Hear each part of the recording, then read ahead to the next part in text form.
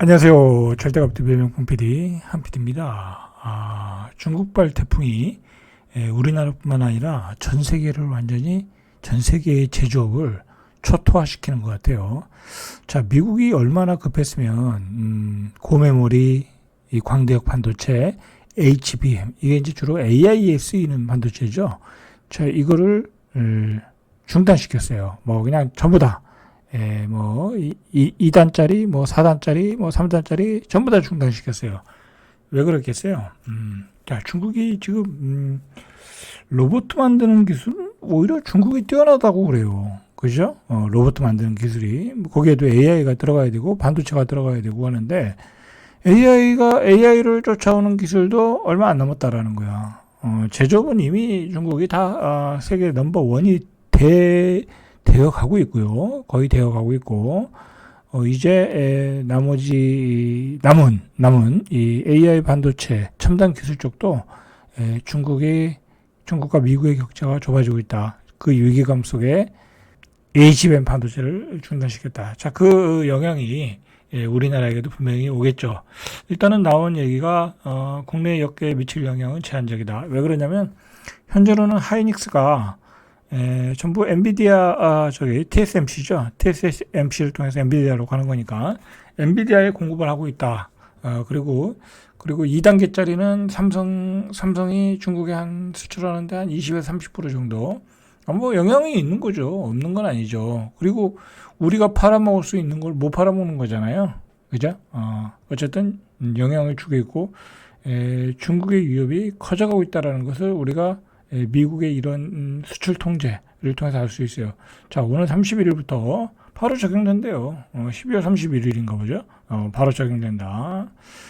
자, 제가 늘 말씀드리지만 이 중국의 이 저가 공급, 그죠? 전방위적 산업에서 저가 공급이 우리 산업을 초토화시키고 있어요. 자, 오늘 발표했죠? 어제 이제 석유화학의 위기를 얘기했지만 롯데케미칼이 이 공장이 3개가 있대요. 여수에 3개가 있는데 그 중에 하나를 이 공장을 가동 중단한다고 그래요. 그럼 여기 중단하면 어떻게 되겠어요? 그죠? 직원들이 이제 구조조정되거나 다른 데로 파견되거나 그러겠죠. 여수의 지역 경제가 무너지는 거죠. 자, 여러분들 생각을 해보세요. LED 산업도 LCD 산업이죠. LCD 산업도 무너져서 완전히 초토화됐어. 계속 적자잖아요. 자, 조선도 우리가 엄청난 위기를 겪었죠. 그죠? 엄청난 위기를 겪었어요. 구조조정했어요. 그래서 그 거제도에 있던 그 용접하시는 분들이 다 어디로 갔어요? 다 평택으로 갔잖아요. 뿔뿔이 헤어져서. 그래서 불과 몇 년 전만 해도 거제도의 경기가 엄청나게 떨어졌었죠.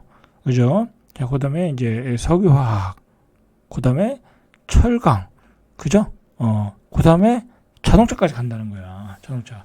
자, 그 다음에 또 어디까지? 전자까지 가겠죠. 그죠? 여러분들, 우리가 이 석유화학 공장을 이렇게 공장 폐쇄하는 것을,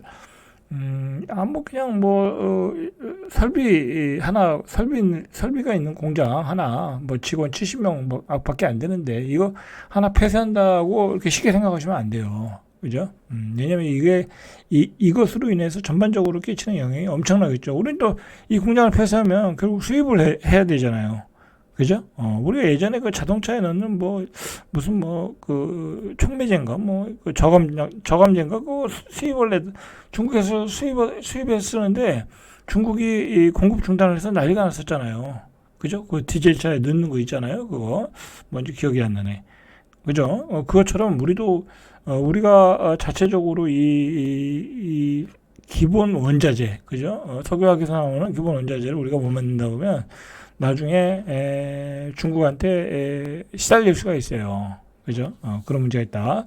그리고 두 번째로는 자, 여기서도 공장이 중단됐어요. 예를 들어 이제 전자제품도 중국이 따라붙는다.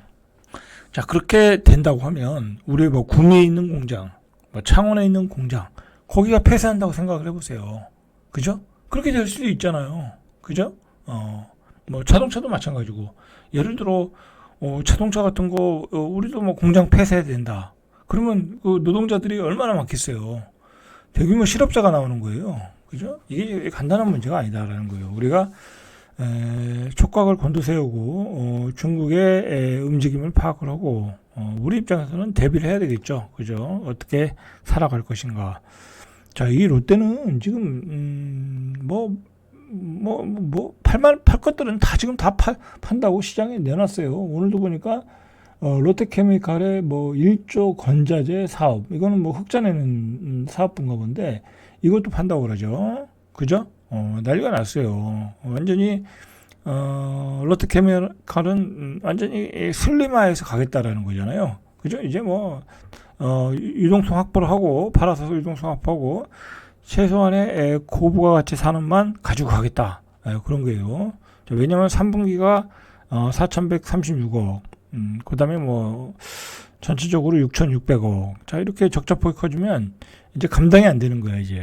롯데도. 그래서 지금 돈 되는 것들은 다 팔고 있어요.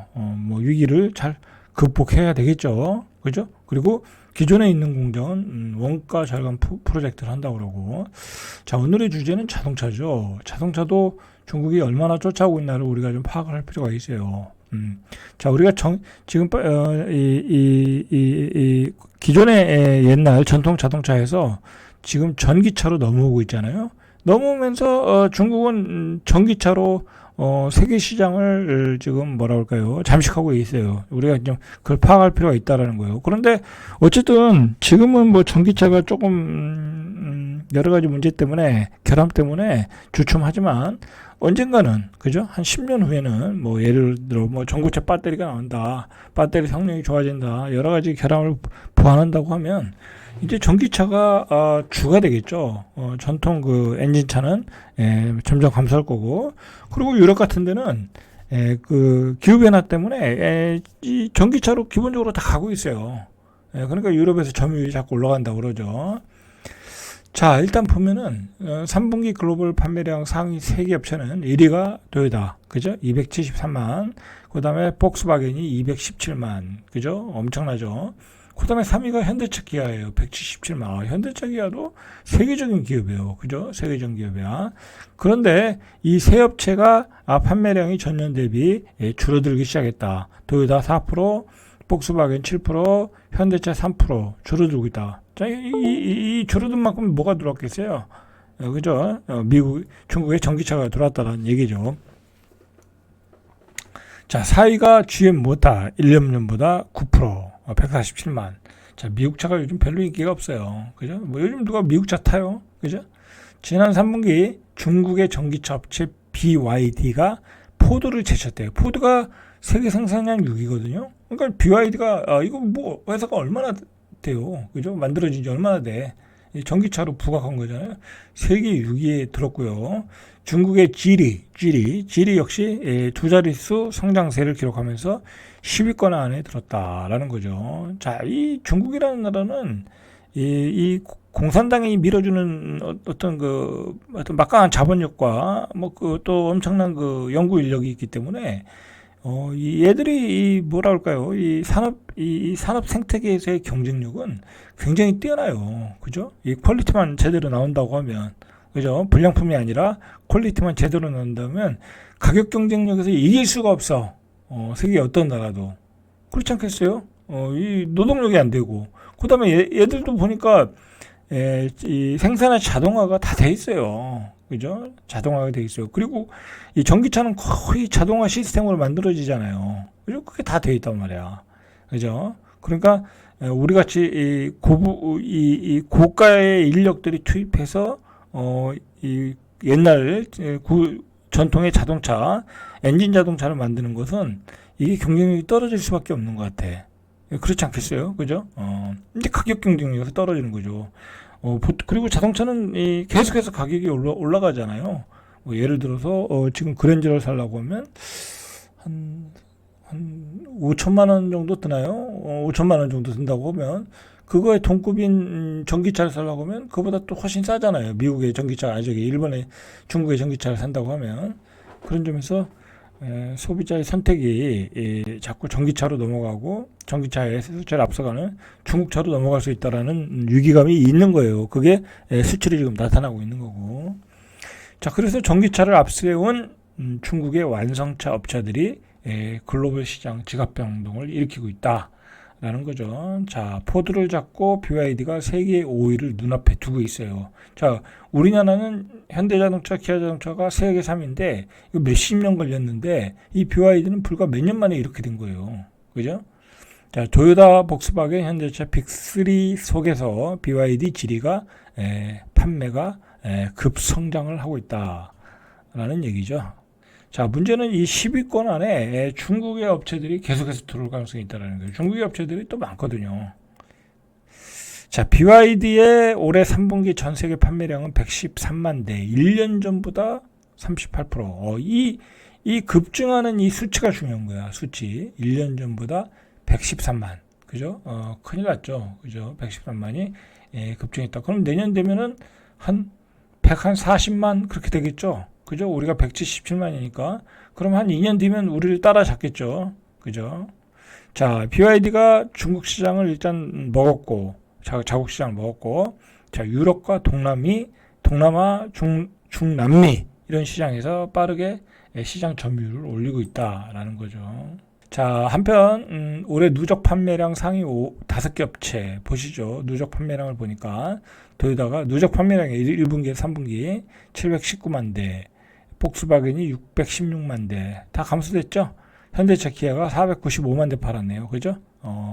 스텔란티스가 412만 대, 르노, 닛산이 388만 대 이렇게 팔고 있고, 자, BYD는 291만 대, 그죠? 포드 다음에 291만 대. 이제 4분기 되면 이제 포드를 앞서가겠죠, 그죠? 반면에 테슬라는 전년 대비 5.7% 감소한 147만 대, 16위. 지리 역시 34% 증가한 233만 대. 그죠? 테슬라는 자동차로 보면 그렇게 경쟁력이 뛰어난 건 아닌 것 같아요. 그죠? 자, 이게 어떻게 영향이 나타나냐면 이미 이제 시장을 잠식당하는 이 BYD, 이 지리, 이 중국의 전기차에서 시장을 잠식당하니까 그 경쟁사들의 공장들이 이제 폐쇄되고 인원을 감축하겠죠. 그죠? 자, 우리가 이 남의 문제가 아니라는 거예요. 이게 남의 문제가 아니다. 자, 포드는 유럽 직원의 4,000명을 2027년만까지 감원할 계획이다. 그러니까 이 미국은 참 중국이 위협이 되는 거예요. 그죠? 미국에 그나마 남아있는 제조업들이 이렇게 망가지는 거야. 그러니까 미국이 중국을 견제할 수밖에 없는 거예요, 지금. 그죠? 이미 제조업 쪽에서는 미국을 앞서가고 있다. 그죠? 자, 유럽 직원의 14%에 해당하는 직원을 감원한다라는 거죠. 자, 우리도 이제 BYD가 들어온다고 그래요. 본격적으로. 이미 들어와 있을 거고. 그 다음에 일본도 이미 들어갔고, 일본에서는 성공을 못했다고 그래요. 일본은 워낙 자국의 자동차가 뛰어나니까, 그리고 보수적이니까. 자, 이제 우리도, 우리 입장에서는 또 소비자 입장에서는 퀄리티가 문제가 없다 그러면, 가격 경쟁력에서 세니까, 더 우수하니까 또 이게 위협적인 요소가 되겠죠. 자, 그런 점이 우리 시장을 점유하고 있다. 우리 시장을 위협하고 있다라는 거죠. 정리하면요, 이제 중국의 저가 제품들, 그죠? 산업의 전방에 의해서 우리를 위협하고 있다. 자, 그거로 인해서 이미 철강 공장, 석유화학 공장이 폐쇄하고 있다. 그죠? 폐쇄하고 있다. 자, 그리고 다른 산업에서도 이미 우리의 순위 근처까지 와 있다. 그죠? TV, 전자, 반도체도 지금 D램 쪽은 거의 따라붙었다.